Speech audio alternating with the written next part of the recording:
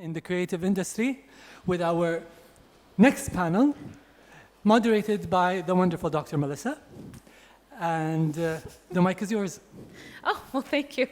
Welcome, everyone. Thank you for staying with us tonight. I'm really excited that we have the space to have this panel tonight to talk about issues and experiences facing female entrepreneurs, but especially female creatives, because it is a very specific environment, right? A very specific set of experiences. So I am joined tonight with a lovely panel of three beautiful women. Bazza Alzouman was a fashion designer who studied at Parsons School of Design in New York. In 2014, she returned to Kuwait and launched her own evening wear brand. My lovely co-office mate is Dana Aljouder. Designer, writer, and artist, also studied in New York, but at the Pratt Institute in Brooklyn. She has started Adana Design and Portal Consultancy, which is an interior design firm with communication platform to educate clients and friends on happenings in the design world.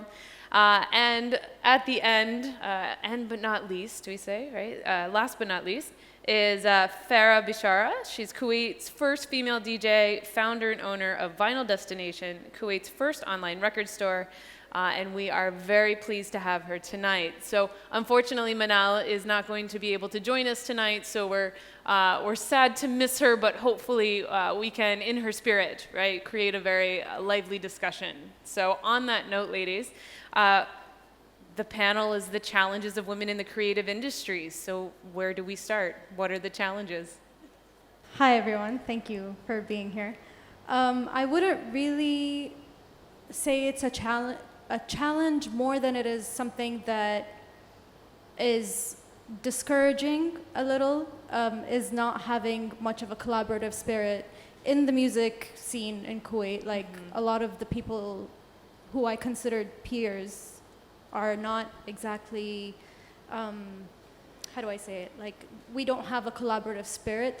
It's not even competitive, but it's just everyone to themselves. And I feel like if we joined forces more, we would have more of an impact doing what we do, as opposed to just having separate entities and not finding ways for us to work together. Okay. Parallels in the fashion industry? I feel like I'm going to kind of maybe play the devil's advocate, because when I look at women in the creative industry, especially in Kuwait, I feel like we're kind of at an advantage. You know, we have, our customers are women. They have so much buying power. They have so much freedom. They have so much education, you know. So if anything, I see it as kind of an advantage that I'm a woman in the creative industry when it comes to fashion. That's not to say that it's the same for all creative industries, but I really think that there's so much power and so much opportunity. And, you know, even like our fashion buyers in Harvey Nichols or in Uthman are actually people that we kind of know, or, you know, fellow female Arabs. So, you know, it is important to talk about equality, I think, as a whole. But in Kuwait, I think there's a really, especially in fashion, so much opportunity for women in this field, because being a Kuwaiti woman, you know your peers better. You know what they're looking for. You know what they want. You know how to speak to them. You understand the culture. You understand the, you know, how parties are done, or how, you know, what kind of events they're going to. And that's why you see, like, especially when it comes to Ramadan or other sort of, you know, events, that there's so much success for local designers, because in a way it's sort of an advantage. But that being said, if I was going to try to stick to the point, a challenge I would say in general is maybe networking, you know, and I think that goes across all industries. You know, men in Kuwait tend to have douaniyas. They have people who they can turn to if things aren't going really well, government paperwork. For us, it's kind of like, you know, you're on your own.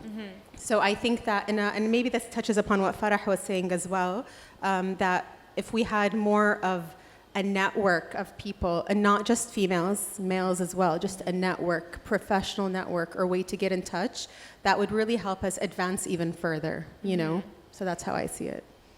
Okay. Yeah, I'd have to agree with them, because the creative field feels very isolated. It almost feels like we were in an island. I think someone used that metaphor yesterday about this island condition where we're it's hard to connect to each other and it's hard to network.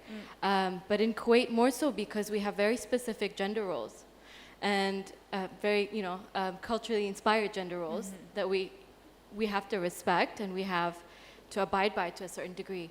So I feel like there is that limitation on a woman, especially, so I work in architecture and construction.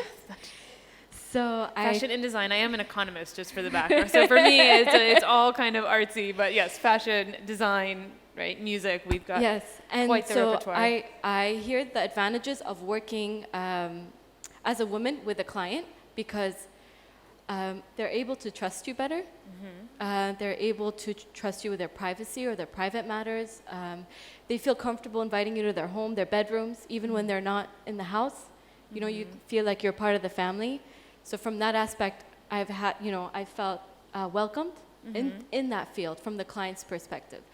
On the other hand, on the construction site, it's a completely different story. And I have to prove prove that I need to be respected and prove that I know what I'm talking about. And it was a struggle. So when I first started in Kuwait 10 years ago, I had an intern who was a guy, and I would have to tell him to give the instruction to the contractor because the contractor was not listening to me. So that's how different and distant it was working with them. But over time, and I think it comes down to your self-confidence as well. With time, you know what you're talking about, you know where you stand, and your education kind of helps with that, and then you gain your respect among the peers, and then you kind of choose and filter who to work with. So I felt like I'm somehow now empowered by my own choices and working with the people that I choose to work with who do respect me on that level. So it sounds like we've crossed a lot of topics very quickly in the beginning. So let's try to just take a step back and break them out one by one. So you mentioned the gender roles. So it seems like the experiences you're relating, right, customer facing, there can be a benefit because it would be much more aligned, right? You're in fashion, you're in design, you're in people's homes, potentially, right, in people's homes. So there is an element there that is an advantage.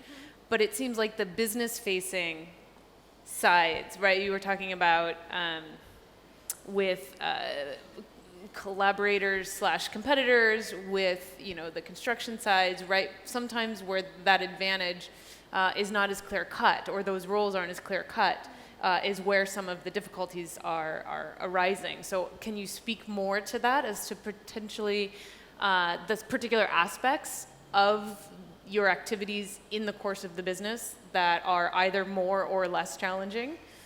For example, if I have an issue with a shipment, and let's say I don't understand what's going on with it, why they haven't cleared it, or there's some issue with customs or paperwork, I really have to go in person to these places and talk to people. Meanwhile, somebody with, let's say, more of a network, or sometimes I do feel like there's a difference in treatment, let's say, because of my gender. That's not to say it's always bad, but sometimes it can be. And I think that just has to do with society's, where society is as a whole, on average, as opposed to maybe where we are as individuals, And it's kind of, I don't want to say normal, but it's kind of, there's always going to be some sort of gap or difference. But, the challenges don't outweigh, I think, the advantages. And at the end of the day, Kuwait's really as fair as possible. Granted, certain, it's imperfections, but a woman can get a license. I can have my own employees. I can, I can sign for a rental store. Like, there's really nothing as a woman legally. Do you know what I mean? It's more of a social issue. And social issue really is a personal thing that comes down to individuals that you're dealing with. So if the guy in front of you doesn't have that issue, then you're fine. If the guy in front of you has that issue, then maybe you're not so fine. But that's something I would feel is not even an industry thing. It's like a personal thing. But it becomes an industry thing as it becomes part of your business, right? That not necessarily knowing what's going to sit across the table from you I mean, that's Is there being a an way to entrepreneur, prepare for I think. that? Yeah. And just being in the creative industry or being an entrepreneur, you never know what's going to sit across. It could be a client, you just don't know what's going to sit across from you from the table. So I guess for me, I try to see it in a different light because even when Dan was talking about being isolated or even Farah, that's because it's a very new thing to be in a creative industry in Kuwait. It's not so much because we're women also, I think it's like a 50-50. It's also because, it's a relatively new business,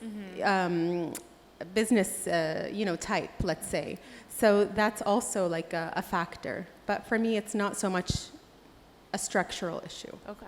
Taking home with you, yeah? Thank you. Thank you.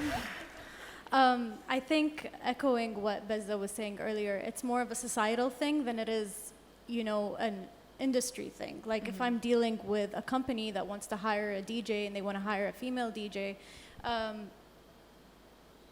don't have issues with the industry. I had issues with society when I first started 8 years ago. People didn't really accept that, like, oh, you're a Kuwaiti female, you're doing, what people would consider a hobby. And also I was working in a male-dominated industry. So for that, to look at that as a challenge, for me, would be a disadvantage. I would have to, use that as, like, steam to power my engine, like I can't just sit around and think that, oh, all these people are working against me, oh, it's because I'm a woman and I feel, disadvantaged or oppressed. I used it all to my advantage, and now I have an upper hand over the males in the industry, because if I'm working with a fashion brand, for example, they'd want to hire me over a male because they can dress me and I have more of a presentable image, as opposed to a guy. And I also have an edge because I'm a female, and it's not a matter of looking for disadvantages or ways that, things are working against me. Even with society, they grew to accept it, and you just have to find ways to allow people to accept you without forcing it on them. You're not like, oh, this is what I'm doing and I'm here to stay. It's not that kind of thing. Like, you have to be gentle and understanding with your approach in whatever you do, whatever creative field that you're working in, if you're trying to get people to accept you for who you are, because that's what creates longevity in your relationship with your society. If you come in aggressively, then you're not going to have people who like you. You just have to be like a likable person. And again, society is going to be the way it is, but how are you going to change that to your advantage? And I think, I speak for myself when I say it's worked out pretty well. Like 8 years strong, we're having fun, and a lot of women have taken up interest in DJing, and they want to be a part of the scene too. And I think it's really, really awesome to have kind of chiseled that path for people. Like, I almost don't want to take credit for it, but I do, because it's a viable career for a lot of people now. It's like, oh, I can be a DJ, and it can be my main hustle, and it can be my side hustle. And it's cool that we shifted society's mentality to kind of suit what we do. And that, to me, is like the biggest achievement. I like your words, chiseled the path, right? We often say you like blaze a trail, but you're like, no. So now Farah, first female DJ. So potentially this is something that's striking. I was there every day, just pounding it out piece by piece. Donna. Yeah, just to build on what you were saying about not being aggressive, because I learned the hard way.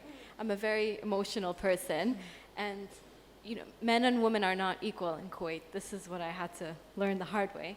I can't address a man in the same manner that he would address another man. And I learned that the hard way when I was younger. So I really agree with what you were saying about being gentle, and through a lot of the advice I've taken from other women as well is building on the feminine, building on the strengths of being feminine to get your way, to get what you want. So everything from being kind, being a good listener, and absorbing, and really giving each person their time, I was able to turn that around versus when I was angry at something or feeling very volatile about a subject, I would get aggressive and I was getting a brick wall every time. So there's a way of being smart on how you deal with people, especially in the society, and how you go on about getting your way, you know? And not in a manipulative way either. Yes. It's just a very genuine way to approach things that will have a long-term effect on how society deals with, you know, something unknown, you know? Yeah. Yeah. So now you had mentioned, you know, whether it's your side hustle or your main hustle. So what are the experiences you had with either part-time or, you know, just testing the waters in your creative business, and then successes and failures, points at which you knew, right, this is the point that I go forward, I go all in. What did the process look like? For me, I feel like there was always an interest from like a really young age.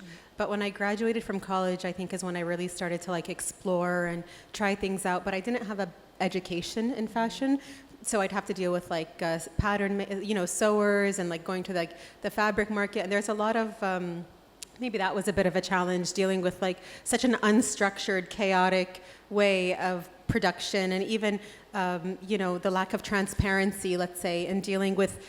I mean, not to, it's just that they come from such a different mentality. It's not ill-natured. It's just you're dealing with people that have a different view of fashion, a different view of so many things. So I think that once I reached a point where I wasn't able to create something that I was proud of, I realized that I needed to actually go and like study it and go all in. But it's funny because like some people are just like, they still come to me this day, they're like, so do you do this full time? They're like, what's your other job? And I was like, this is my job, like, you know? And like some people still ask me like, are you thinking about like, would you ever think of getting a job? And I was like, it is a job, you know? So it's so funny because there is still that kind of stigma when it comes to creatives, like, you can't be doing this full time, can you? Like, when are you going to change your mind? Like, you know, or is it really stable, or how much money are you making? You know, so yeah, they ask you that too. Yeah, but I think that once I realized that it was such uncharted territory that for fashion and for me, I really needed to give it my all in order to get to where I wanted to be. Yeah. Anyone else? For me personally, it was a trial and error, just responding to a demand that was in the market. My friends needed spaces to be designed, their restaurants needed to be designed, so I would try it out. I learned a lot along the way about how I should do things and not do things, so it gave me that advantage while keeping a corporate job. And then it's just about gaining enough confidence and feeling fed up with the system that you want to create your own system. And once you start to feed yourself that freedom, it's really hard to go back, and it becomes, you know, it becomes this rush that you have to get. And once you start building that for yourself slowly, it's really hard to go back to the life that you had before. And it's a really wonderful feeling. And I would say what worked for me was the support of my family and my friends who pushed me, who said, at this point, you know, you've been working this long, you know, you're able to do it. And having them backing me up and being like, okay, what's the worst case? What's the worst case? You have a house to live in. You have food, alhamdulillah, on the table every day because your family is providing for you. So that gave me an incentive. I mean, how much worse could it be? You know? So limiting your operation costs at the beginning, especially, was very vital in the success of the business. Lovely. Farah? Pulling the plug, Oh right? my Jumping God. in Like, with both yeah, feet. Definitely jumped in full feet, and I also got the comments of like, especially with what I do, it's like, oh, this is your hobby and you think it's a job now, like, cool, when are you gonna get a real job? Like, when are you gonna start working? Or is this all you're gonna do? Like, do you make enough?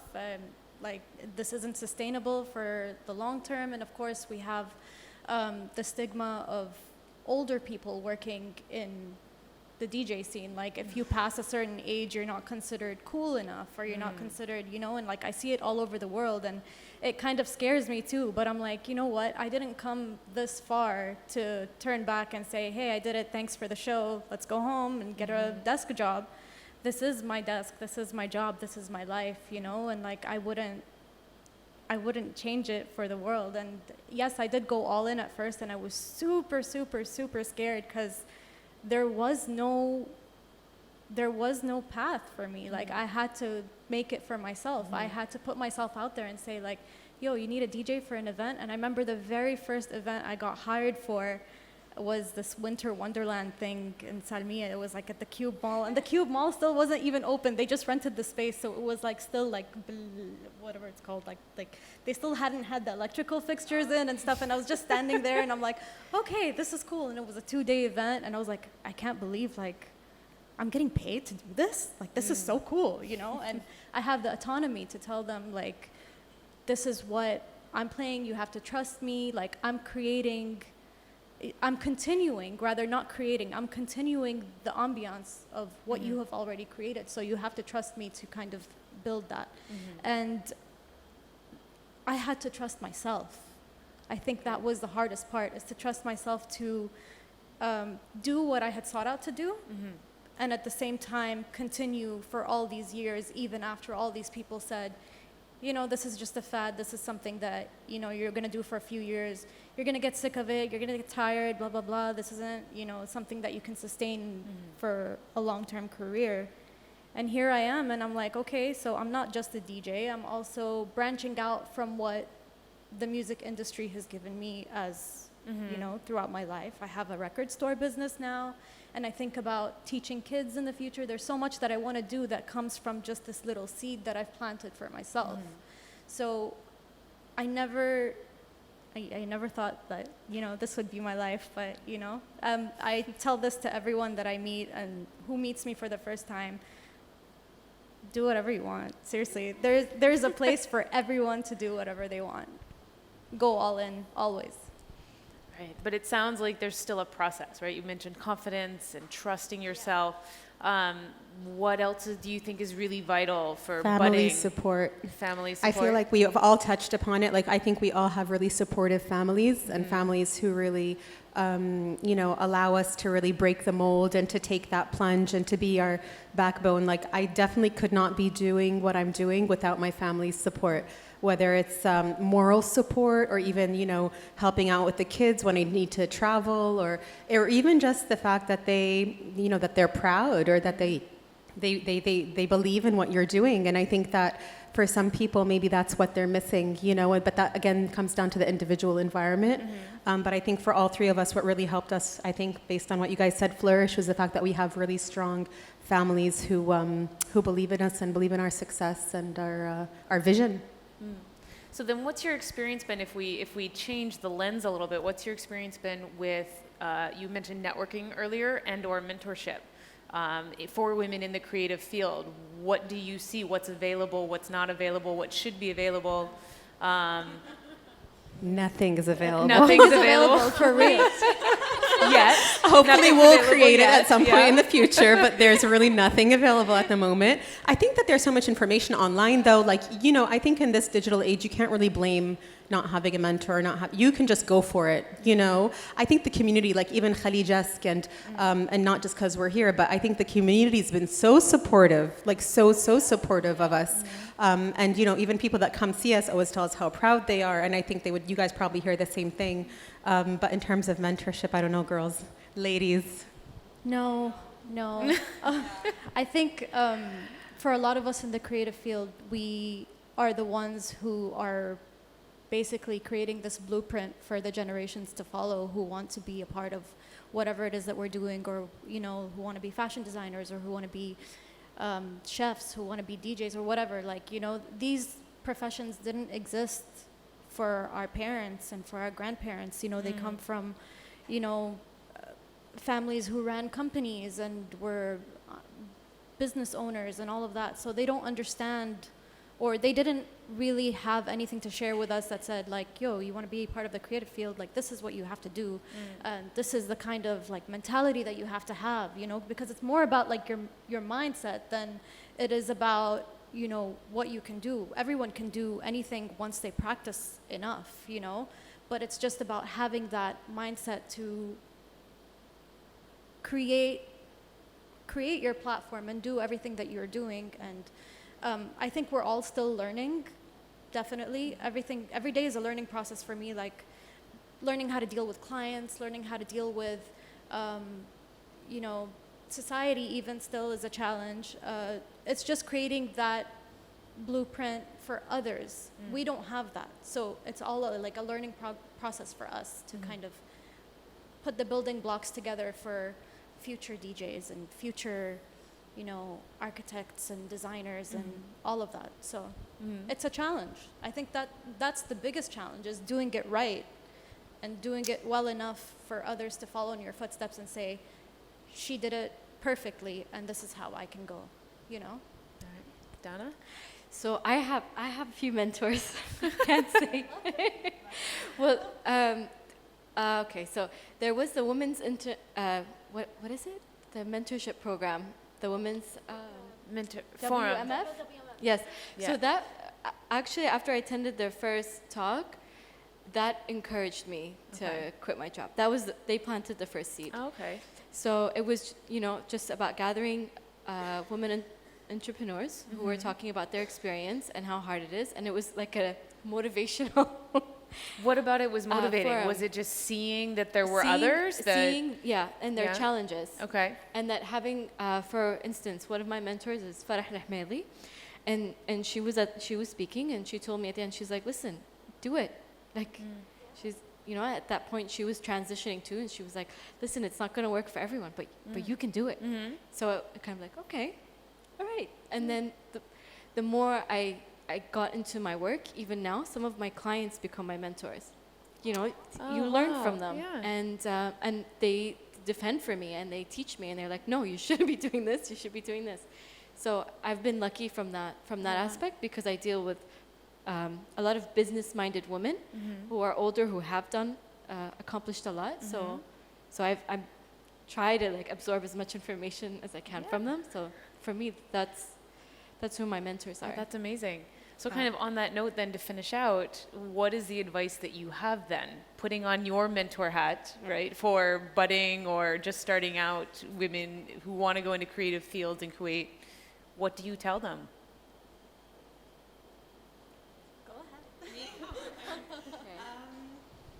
I mean, I feel like there's like a quote that says something like, nobody is you and that is your power. And I feel like that's what I would say to them, you know? So, you know, when I was starting, my mom was like, oh my gosh, you're so gutsy, like fashion, like the malls are full of clothes. Like, she's like, Bazza, I walk into stores every day, and I was like, how does she do it? Like, how does she have the balls to do it? Excuse my language. So basically, I'm just like, because I believe that no one is me and that is my power, you know? And I feel like you got to keep that mindset going. There are days that are really hard, and there are days that are really amazing. And then, you know, I look back, and so just like a small story, but like I look back and I just got into this store. I don't know if you guys know it. It's called like By Symphony in Dubai. And I remember 7 years ago, or like 8 years ago, before even going to design school, standing in that store and being like, I want to be here one day. And just knowing that these things are achievable and just getting there like makes the whole process worthwhile. Now that I'm there, I worry about 100 different things, and I could care less at this moment. You know, I hope it sells well, but you know, but there's just, you just really have to believe in your vision, and you just have to go for it, and you have to manage your money, manage your cash flows. Be very careful. You can burn through so much money so quickly in any business. I don't know about DJing, but like, yeah. But like, and be careful, because I think a lot of the fact that there's so much young businesses out there, just not even just female focused, but just there's a lot of service providers that act like they're trying to help you, but they just really want you to pay them.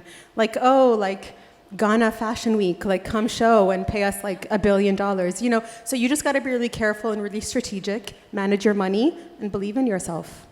Lovely. I'm going to build on that, because I feel the first thing for me is to work on yourself and work on that confidence and trusting yourself and understanding where your strengths are and building on them to create the beauty that you want to give to the world, you know, because this at the end of the day, I feel like creativity is a gift that you're sharing with your society, and it comes from your root, from within. So for me, a big one is to work on you. Lovely. Yeah. Yeah, definitely building on what you both said. I think one of the most important things that I've learned is to be really gutsy and really like, grab them by the horns, Horse. for lack of a better word. But yeah, just don't be afraid or, feel undermined because you're doing something unconventional. If anything, it should just be more empowering for you to, be doing what you love or something that you've always dreamed of doing. Don't ever take, any situation and feel like, everyone's out to get you, and, you just got to be super, super confident with everything that you're doing. Managing money is not, That's a big one, guys. no, I guess if you're working with actual materials, I guess with Vinyl Destination, yes, managing money is something that I've learned in the past year, because getting stock and inventory from all my distributors and, keeping a level-headed mindset basically about, what you want versus what other people want, But the opposite goes for DJing. It's like I have to trust myself and give them what I think is suitable versus what they tell me to do, So trusting yourself 1,000,000%, and confidence is definitely rooted in that. You have to feel confident in what you're doing enough to tell people that, A, this is what I'm going to do in my career, in my life. B, this is what I'm doing for you as, a service provider. And just to, own it. Really own everything that you're doing, even the fumbles, the mistakes, everything that you go through. Learn from them, own it, and just use it to be a better person in your career, in your field. And there's room for everyone, by the way. This is something that I've always wanted to. There's no one female DJ, or there's one really cool fashion. There's room for everyone to do anything that you want to do, regardless of how crazy it is. Cliche line, but if you can dream it, you can do it. Yes, I'm serious. If you can dream it, you can do it. And when you do it with heart, 1,000,000%. And that's what's going to get you through. Thank you so much, ladies. Questions? Are you guys ready for questions? We're ready. So, questions. My name is Yasmin, and I'm hoping to start my own business. I've just started it. Dana, I think you mentioned you like to use the females' gentle qualities and really play on our features and our femininity. But have any of you, my question is, portrayed more male features or been a bit, I would say, been a bit outspoken? And how is that? What was the effect of that? Because, Me. I mean, it's just my personality, and I feel like it's mine too. So yeah, I and might honestly,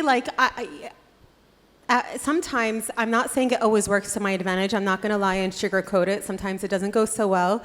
But honestly, it's just who I am, and that's how I do things. As much as I would love to play up the feminine, it's just, I will not shape to that. You know what I mean? So even when I go wait, can we turn off the camera for this? So even when I go wait for government paperwork, I won't sit in the female section because it's in the back and it's in the bad section. So I'll sit where I want, and I love making that statement. So at the end of the day, I feel be respectful, obviously, and be yourself, but sometimes it's how things get done. Sometimes the nice and oh, please save me, and they're just going to say no, and I'm not saying that's what these ladies do, but sometimes you need to be firm and you need to show that you know what you're talking about, and your way will get things done, her way will get things done, her way will get things done, It's just how I found the way, it's just my way of creating peace with what I do, because I'm dealing with a lot of egos and I'm dealing with a lot of,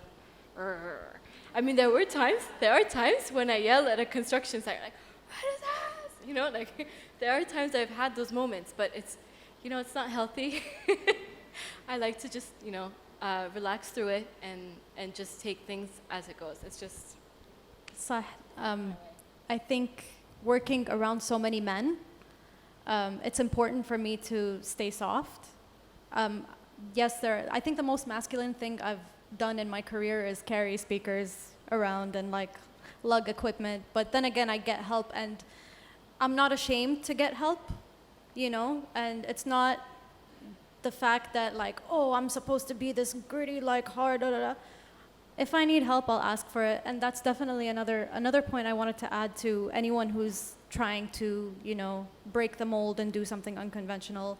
If you need mentorship advice, yada, yada, don't be afraid to ask for help, for real. And I think that has kept my femininity and my softness, and I'm not afraid to use that to my advantage, that your femininity is your power in this case, or like in any case, So I wouldn't want to have a... But for her, I think your strength is your power, So like, it'll work. It'll work both ways, and you'll learn. Yeah, but just don't be like super, super aggressive. It's not I don't good think for that's what you. she means. Yeah, I Yeah, don't think it's that's not what she good for means. you. She's just like Yeah. very direct, and Yeah. yeah, I get it. I'm the same way. Yeah, high five. So we have another question over here. First thing I'm going to say is I'm very surprised that you guys don't have any more issues with dealing with your gender. I constantly, and it's maybe because it's just my field, it's a very male-dominated field, I had to either be small for them to accept me, or be extra large for them to be, accepting. I had to prove myself, exactly like Dana. I had to send in my male intern to speak for me, and he was clearly my junior, but only because he was a male. And other issues, just like بلدية or أماكن حكومية, where a male is welcome other than a female. My question to you is, all of you mentioned on something about community, having a network and mentors. I feel like that's lacking in Kuwait. Would you recommend something like the Jane Club, which is in New York? It's basically like NEO, which is a community workspace, but just for women. Because the pendulum has been so far to the left, where it's a male-dominated field, that I feel it needs to overcorrect all the way to the right, and then come back to the center. Just for you to be able to explain, like I would do that for other young female architects. I would tell them my experience. I would, explain how to be in a male-dominated field. And I feel like the only way that could happen is if it goes all the way to the other side for it to come back to the center. Okay, so a big, you're touching on a lot of points, and a big, what I didn't say previously was a big part of my success, if you want to call it success, was being a part of NEO co-working space and learning from the people here, because I had no idea what I was getting myself into. I was not business-minded at all, but I met so many people who were, and I learned from them, regardless of their gender, and I kind of needed their expertise to help pull me up. So I'm not sure how beneficial the Jane Club would be at this point, maybe in a few years, maybe after we've developed enough female entrepreneurs to help others to create something like that, or to create a bigger interest. But I feel like I need my male counterparts, because I'm learning from them. Yeah, I was going to say that too. Like if we want a support network or a mentorship network, it'd be much better to have like the right mix of people. Like I don't think it does any good to just talk about women on their own or have like a women's organization. And that's my personal opinion. I think talking about equality as a whole between men and women, between Kuwaitis and non-Kuwaitis, between older and younger employees or whatever, I think talking about workplace equality, industry equality, but once we start to just say women, it's so alienating. Like I was wondering if any guys were going to show up. So like kudos to the two men in the back there. And I was like, would they really want to come listen to like women's challenges? So I think it's important even selecting the word, even if, we do deal with our own challenges, but selecting the right terminology and being more inclusive in general, I think will really help elevate what we get out of these networks. Yeah, for me, because I'm also learning from everyone's failures too. So when someone's having a bad meeting and they come into the space and you're like, whoa, what happened to you? And then you learn and you're like, wow, okay, now I know not to do that. Or, or who did you hire to do your website? Or who did you hire to do your marketing? Or who did you, So I think it's still very early for entrepreneurs. And we really need each other. But I think we're all looking for equality, and kindness or working on your feminine side is kind of irrelevant, because I would like to get paid the same way my male colleague is getting paid. And be allowed to speak the same way that he's speaking, Yes, without being told I'm too exactly. direct, Because I'm kind of aggressive and very straightforward, and they call me at work Too direct. blunt. Well, if it's a male, he's going to be a leader. And because I'm very direct, I'm kind of aggressive again, while my male colleague is visionary. So, Don't forget that women, they always tell women that they are overreacting yeah, when and they're I'm screaming. drama queen, and I scream a lot. Thank you, Aziz, for that. Yeah. Hey, I'm a women's rights activist, so you got me. we just, I think women who are under the spot and kind of leaders like you, we need to focus on equality and what we are saying to the rest of the audience.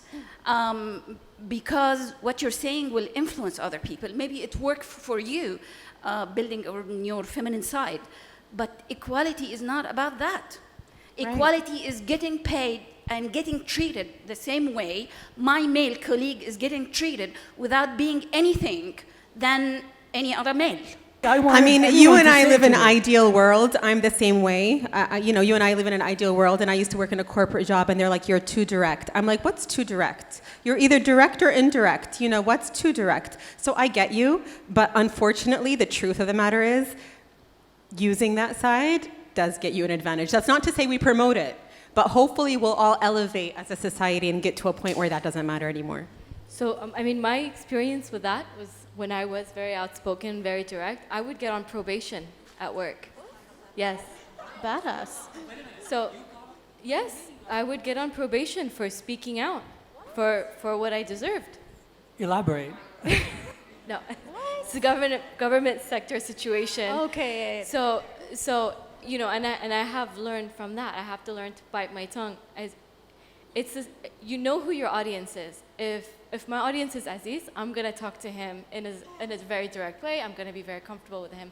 But if he's the deputy minister of blah blah blah blah blah blah blah, then I can't put myself on an equal level as him. There has to be a way of I mean, she's being realistic. Like, let's. I know, but I think she's right that we shouldn't send that message. I don't know. I That feel like real equality is being able to be ourselves and be accepted and to be, just as outspoken as anybody else with no disrespect, So.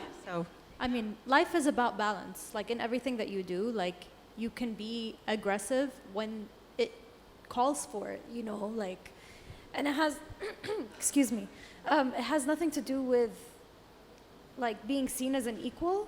It's just about finding the right moment to assert different qualities, as opposed to just, trying to climb the ladder and be on top and be like, of course there are times where we want to scream at everyone in our face and be like, you don't know what you're talking about, like this is what I do, and there are other times where I'm just like, you know what, let me pick my battles, let me chill out. I'm sure she does too, by the way. She picks her battles, but what she's saying is that she does not get treated fairly for the same behavior that her male counterparts do. Like in a meeting, you can voice an opinion that's not aggressive at all, but if the person running the meeting feels insulted by it, he will take it very personally when it's coming from a woman versus a male. Yeah. And she should not have to be like, excuse me, I'm really sorry. I hope I can say this. I'm very apologetic. Can you please listen to what? There might be a small little issue. No, she should be able to assert her opinion. And I think that's what she's trying to say. And I completely agree.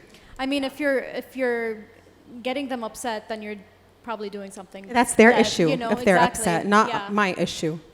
But I mean, no. All right, for Bazza. sure. Relax. No, I will not. I believe that there are diplomatic ways of getting your way.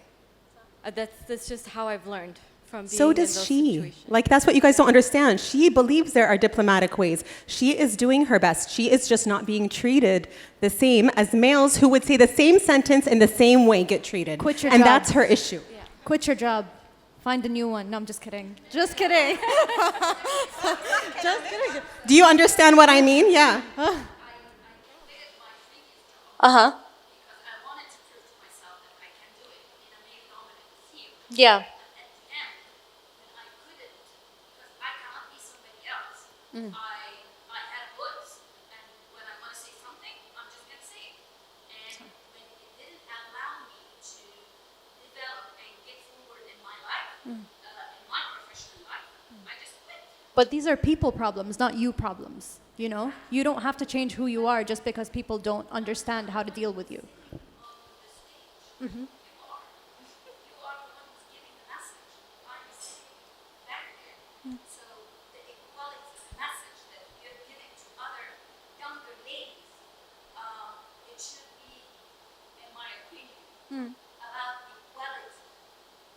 Oh, yeah. To be equal to other men, not be. I mean, I don't believe we are equal in this society.